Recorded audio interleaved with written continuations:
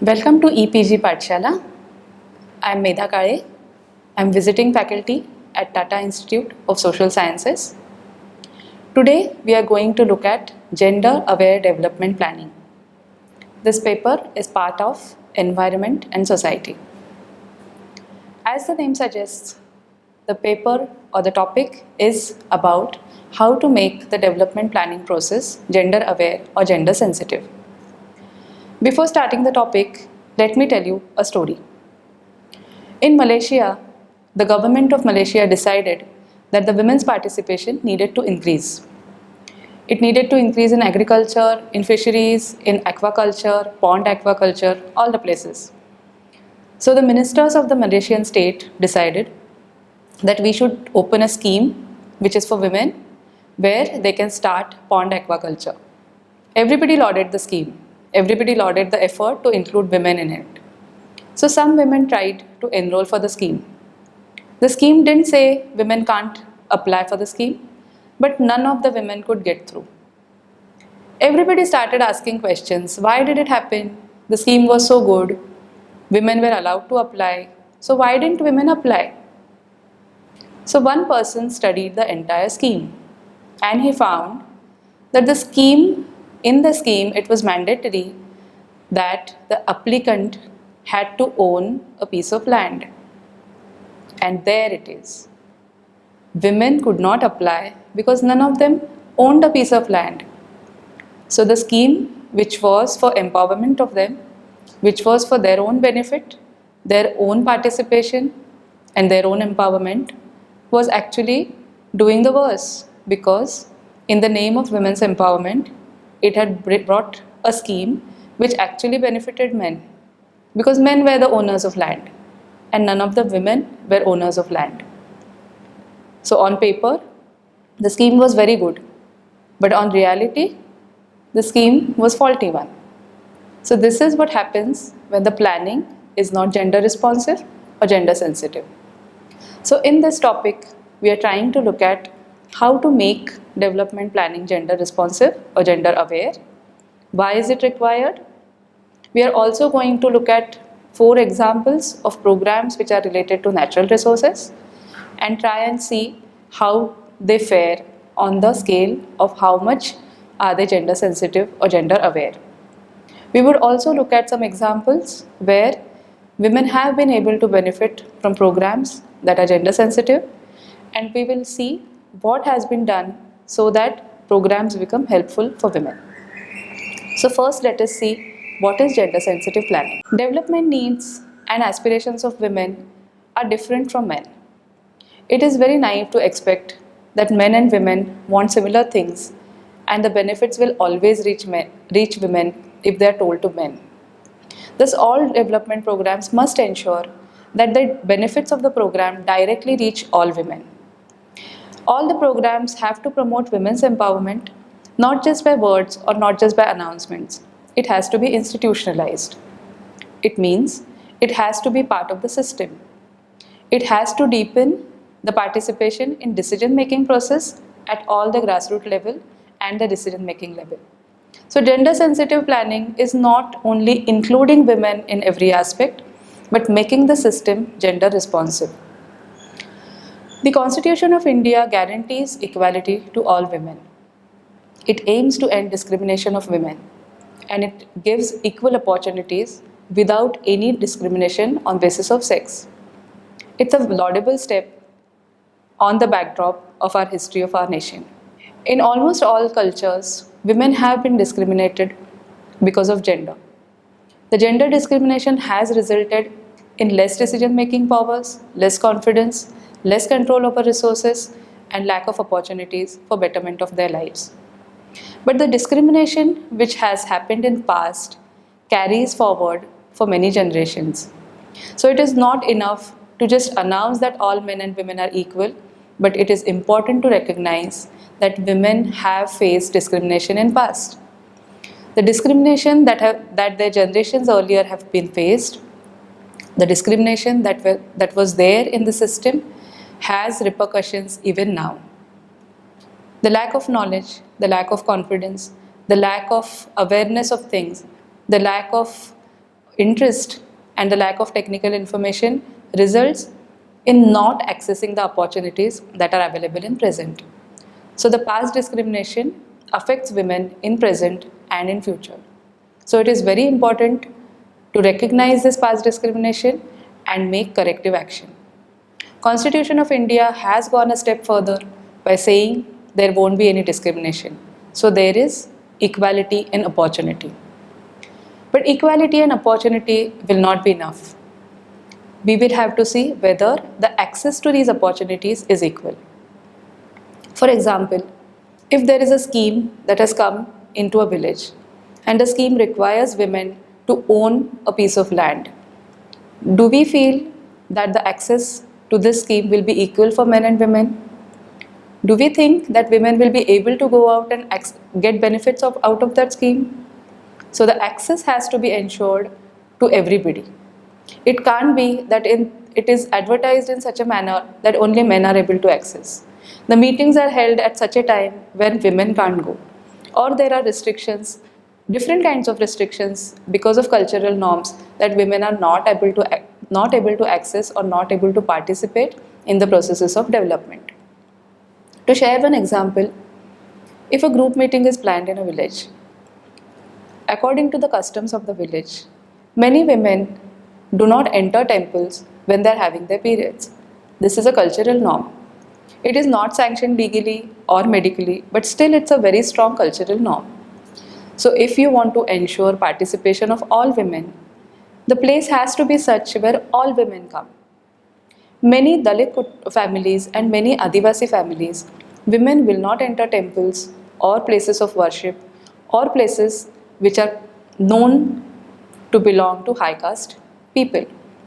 So when planning meetings or planning events, it is important to ensure that the place is accessible to everybody, considering even abilities, physical abilities and mental abilities. This is called responsive planning. So when there is equality of opportunity, we must ensure equal access to opportunity. And it's not enough to stop at that. Unless the outcomes are equal, we are not going to get benefits to everybody. So our aim has to be equality of outcomes. Then only we can say that we are working towards an equality which is substantive. So substantive equality, which is a principle in the Convention of Elimination of All Forms of Discrimination Against Women, which is more known as CEDAW, is the basis of gender sensitive planning. The planning process which considers women's position, women's restrictions and women's knowledge is called gender sensitive process. It takes into account how and whether they can participate, why they can't participate, and what will they contribute, at what level. So gender sensitive planning is a key to ensure equal participation of women in all processes of development. So now we will see some programs which are linked to natural resource management and see whether these programs are able to respond to participation of women or if they are gender sensitive. The major program that we are going to discuss now is the Joint Forest Management and Eco Development Program. You must have heard about the Joint Forest Management Program. It was initiated by the Forest Department for involving local people in the management of forest lands. It is a very major program implemented across the country. Eco Development Program is its equivalent in the areas adjacent to the protected areas, which are wildlife sanctuaries and national parks. In both these programs, it is expected that at least 50% members of the JFM general body should be women, meaning wherever there are joint forest management general bodies, 50% members have to be women. At least 33% membership in the JFM Executive Committee should be filled amongst the women members. One more important step that has been included in the project is that one of the office bearers, either the president or the chairman or the secretary, has to be woman member of the committee. These provisions were included as part of the gender sensitive planning of the program. It was expected that if these things are made mandatory, more women will participate in these committees, and once they start participating, there will be change in the ways in which the committees function. Women's voices will be heard, women's knowledge will be recognized, and they can participate with their daily interactions. They can participate, they can make decisions, and because there are office bearers, they will control the working of the committee. This was on paper.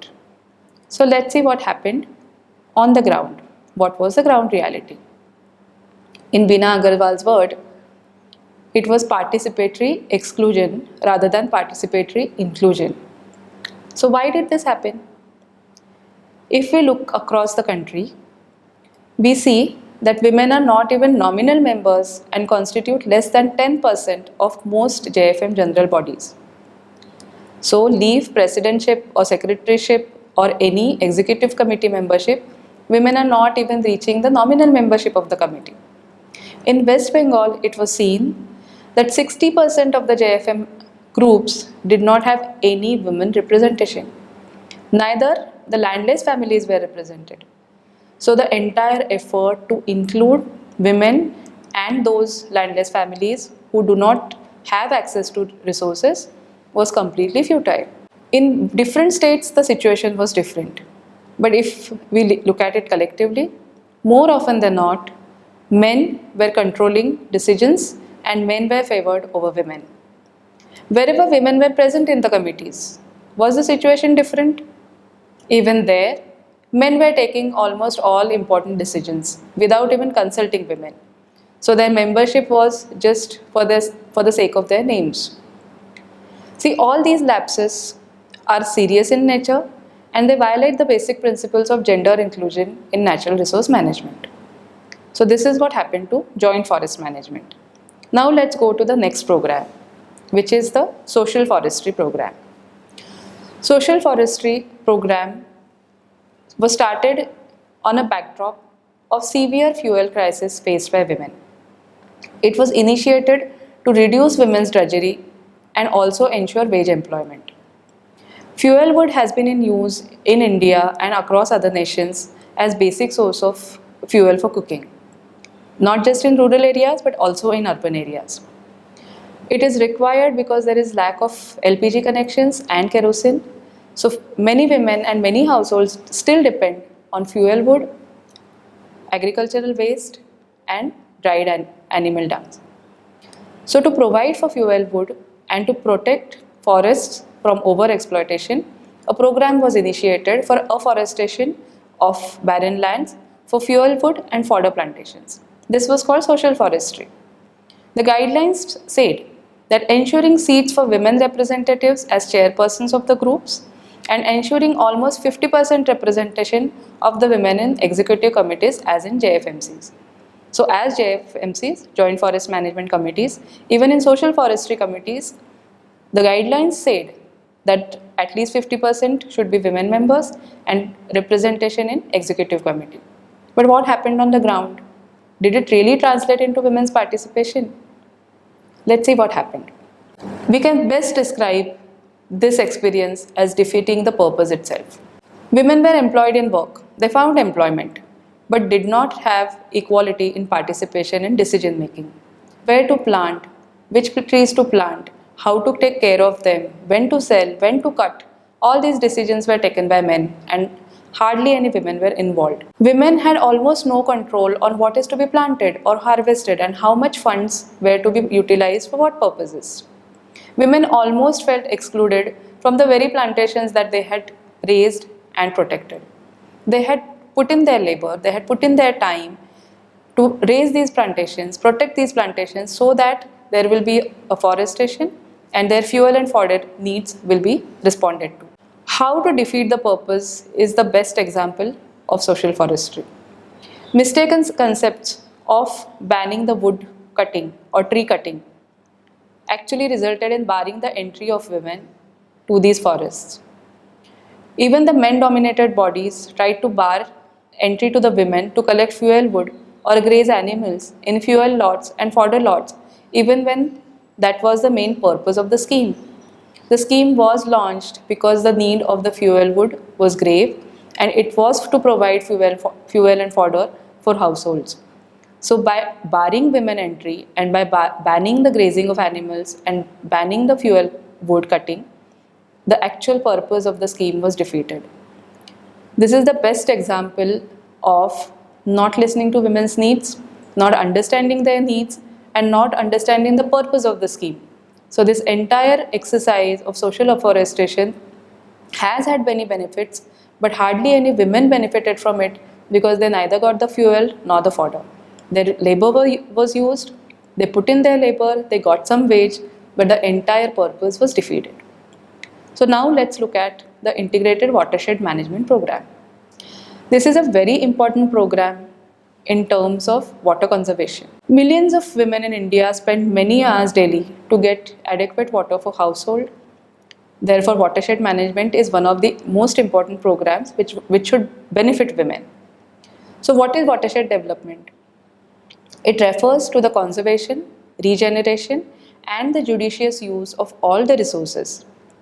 Natural resources like land, water, plants and animals, and human within a particular watershed. So it is not only about regeneration of water resources, but also conservation of all other natural resources within a particular watershed. This program is crucial considering the famines and droughts that we have faced recently. Many areas in India, many states in India have faced continuous droughts and lack of water. The exploitation of groundwater has resulted in acute crisis of drinking water and also water for irrigation. So watershed management is a very crucial program which will benefit many families and mostly the women who carry water for their households. The guidelines of these programs, like others, said that women should be involved at all levels, from state and district watershed development committees to local committees in the village.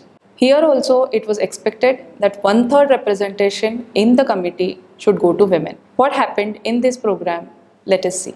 What happened on the ground level was that women worked very hard. They put in labor because the program completely depended on Shramadan from villagers, where villagers came in voluntary, worked on the sites, dug in soak pits, dug in ponds, constructed nala bunds, and tried to conserve water. Women were at the forefront. They put in hard labor. But did they benefit from the program? Did they get water for which they worked? Let us see what happened. So this program we can best describe as only pain and no gain, because women's participation was limited to laborious work, while men had all the decision-making powers. Source of wage labor was provided by this program, but women could not think of this program as means of changing their livelihood by preserving or protecting the natural resource. As part of the program, in some areas, grazing or wood collection in the forest was banned. There were plantations, there were introduction of new exotic trees, which created problems for marginal and landless women. For them, they depended for fodder and fuel and firewood on these forests, but the complete ban on grazing and tree cutting was a problem for landless and marginal women. Women actually gained very little after a long period, as watershed mainly helped farming. It had negative impact, adverse outcomes for pastoral and NTFP dependent households. So an important program didn't consult women's needs, did not have them in leadership roles, did not look at their needs as collectors of water for the household and farming, and therefore it failed to address women's needs and actually didn't respond to their ideas of water conservation. They failed to understand women's expertise in this issue and did not benefit them at all. Now let us look at local biodiversity management committees. This is a recent program compared to others. Biological Diversity Act 2002 mandates that all local bodies to set up biodiversity management committees, which are called BMCs, for planning, conservation and management of local biodiversity. This act also mandates 1/3 women's representation in 6-member committee, SC/ST reservation as per the state demography, and also documentation of biodiversity and traditional knowledge of the people as major tasks. If any commercial utilization of biological resources is expected, the Act says that the village can enter into a contract with any corporate to share the benefits. This is relatively a new act and has not been implemented in all parts of the country, so it is difficult to see what effects it has got. But what we can describe this program as is feared failure. Why we are saying this, let us go to that now. Like other programs as joint forest management or integrated watershed management or social forestry, local biodiversity management committees are also feared to take the same path and exclude women from participation. It is believed that there won't be any major efforts made to ensure that women participate in this. In fact, women's knowledge of forests and biodiversity is so rich that their participation will definitely benefit the entire community and the village that they reside in. But there are chances that this is not going to happen, and actually there is a fear clause that allows the village to commercialize the biological resource is actually a threat to the intellectual property rights of women and the marginalized communities. So we have to watch carefully how this act also and this program also works on the ground level and includes women into it as the beneficiary. So looking at these programs, we can conclude that if the gender sensitive planning does not work at outcomes, it can just remain words on paper. Because the law makes it mandatory, the constitution guidelines make it mandatory, it is very easy to put in gender component in each program. But gender component just cannot be added. It has to be integrated into the system and into the thinking of those who are implementing the programs. It's very easy to have women members, but if you don't let them work and if there are no decision-making powers given to these members, it's very difficult to reach the benefits out to other women. Have all other programs failed on making it gender sensitive? So now we are going to look at some programs which can be said as success stories of gender sensitive planning. So right now what we will do is we will start with the Kutumbashree program. Kutumbashree is a major program implemented by the Kerala government in the state of Kerala in India. The aim was to wipe out absolute poverty through concerted community action under the leadership of local self-governments. It is considered to be the largest women empowering projects in India. Almost 41 lakh members are part of the program, covering more than 50% of the households of the state. Three critical components of the Kutumbashree are credit, entrepreneurship, and empowerment. The success of the program lies in the fact that it could involve women's collectives into the program by encouraging wage employment, by distributing credit, and empowering women with different skills. Let's see how they did it. Kutumbashree was able to mobilize women and men for planning implementation of Mahatma Gandhi National Rural Employment Guarantee Scheme in Kerala. The Manarega scheme is a crucial scheme in creating wage employment and also doing water conservation. Kutumbashree emphasized the fact that women would like to work as collective rather than as individuals. So they employed women's collectives for wage employment, through which women gained new skills to make farm bunding, dig soak pits, build cattle sheds and basement of houses. These skills were useful in accessing employment in other areas and also securing wages for their own households. Kutumbashree women worked for building ponds, wells, restoration of rivers and afforestation activities. In this process, women have learnt many new skills, they've earned income and became independent due to rise in income level. So a program that is gender sensitive, which includes women into planning and monitoring and implementation of program, can result in better outcomes for women. It can result in increased incomes, increased confidence and increased independence if the program is implemented well. The vast scale of the program also was important in terms of reaching benefits to most women. Reaching out to more than 50% of households was the key of mass level empowerment that we see in Kerala because of the Kutumbashree program.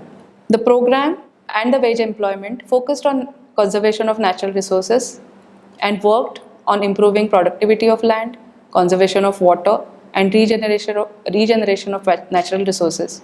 This was not useful only for women households but also others who were into farming and other livelihoods which are based on natural resources. So Kutumbashree is a good example of how involvement and active participation of women can lead to better outcomes. The next example that we are going to look at is a group of tribal women from Odisha. These tribal women's groups were formed at Panchayat level. They are called Mahila Mandals. They have been doing that, traditionally they have been making brooms from grass that they get from the forests around them. These are all tribal women's groups, but they have faced severe harassment from the forest officials and other middlemen who are into the occupation. So what happened is the NGO Agragami, which has been working for last 30 years, helped these Mahila Mandals get in touch with a collective at Panchayat levels and work together. The collective is called Ama Sangathan. The Mahila Mandals joined hand with Ama Sangatans and decided to advocate for their cause. They decided to challenge the harassment by forest officials. They met the chief minister, they met the other bureaucratic machinery and put in their demands. What happened later was the advocacy with the state resulted in delisting of 60 items on the non-timber forest produce list, including the grass required for brooms. This was a major boost for women's groups. With the end of middlemen, women's bargaining power also increased. The NGO provided for basic training in broom making and marketing. This saw a rise of almost 300% in the price of the brooms. So when women come together, put forth their demands on their own, lead the programs and advocate at the state level, the impact is completely different and the process is completely different. Because in that process, women learn so much. They learn new skills, they learn ways to handle people, they learn ways to bargain and advocate for their own cause, which in turn results in better outcomes for themselves and their households. Another very important factor of the program was because their incomes had increased and they were in better control of the situation, they no longer needed to get into contracts which were almost like slavery with the forest officials and contractors. So we can see when tribal women came together, the way they planned their program was in itself an effective way of collective action and getting women together. Now we will see what happened with the fisherwomen cooperatives in different states, coastal states of India.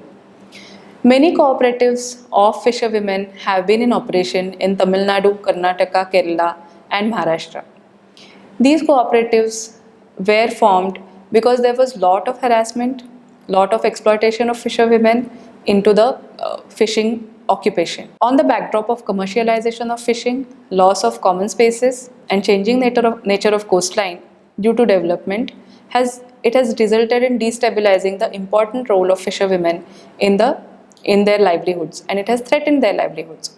So these cooperatives were formed to mobilize women and form collectives. Or one assistance that these cooperatives provided was short-term assistance and short-term credit assistance.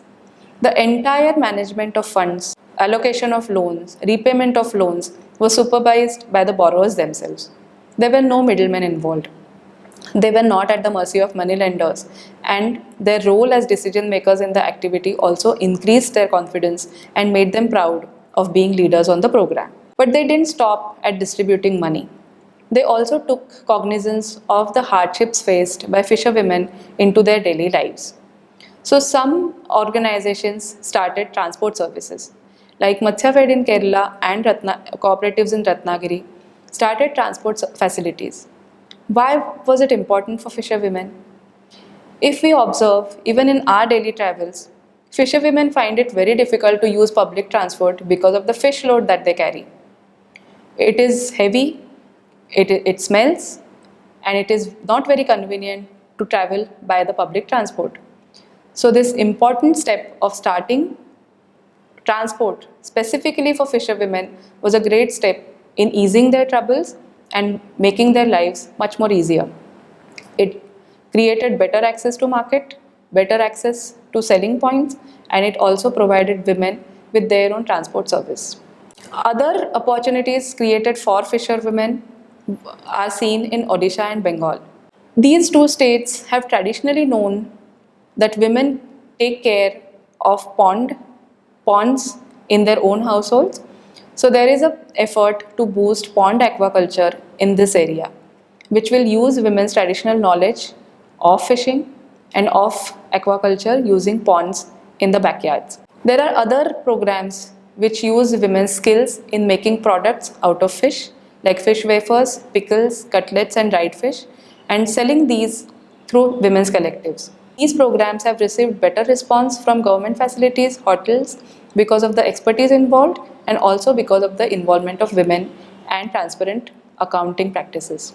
So all these programs tell us how women's collectives can make a difference. From Kerala, now we will head to Himalayas. So let's look at what the hill farmers in Himalayas did in Chamoli district of Himalayas. Here, the traditional knowledge of making jams, pickles, marmalades, green tea was used and a basic training was provided for the hill farmers. The idea was from harvest to packaging. So all the activities and all the processes are handled by women. The produces and the raw material is procured by women and the final product is sold by women. So this important program trains women, gives them better skills in marketing and production, and also allows them to sell their product at various outlets in the state. So the hill farmers of Himalayas has been able to encourage women to get into agro processing, get into food processing and fruit processing and get benefits out of those initiatives. So from whatever we've learned in this topic, let's wrap up.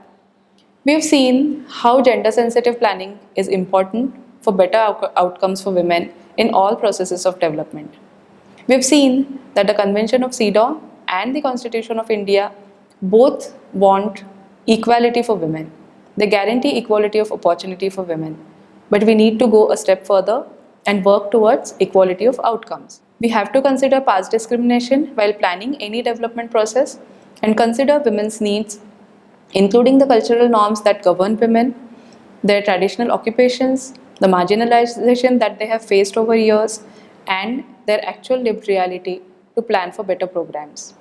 If the development planning and programs are gender responsive, gender sensitive, there will be better outcomes for women and better benefits for women. We've also seen how even effort of incorporating gender sensitivity into programs which are linked to natural resources has not really translated into real outcomes for women. We've looked at joint forest management, we've looked at integrated watershed management, social forestry, and the initiative of local biodiversity management committees. We've seen that just having women on paper or women members on the committee does not translate into benefits reaching women. It needs a real interest in women's knowledge, it needs recognition to women's work, and it also needs recognition and sensitivity to respond to their special needs.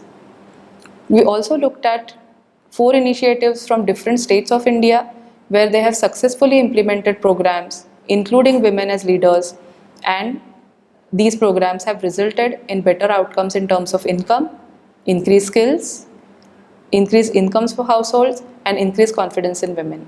So if the gender component is not just on paper but also in the minds of those who implement programs, we can definitely achieve much more than just writing it in our reports.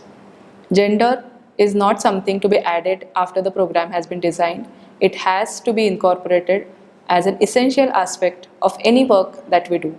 Unless and until we do that, we are not going to change the ways in which we have been working till date, and it won't reach women who have been toiling hard in farms, on coasts, in hills, in fishing line, in forests. If we have to reach the benefits to women, the leadership has to be in hands of women and the planning has to be gender sensitive. If you want to read more about this, do refer to the e-text and also the Learn More section. I hope you've enjoyed the session and I thank you for that.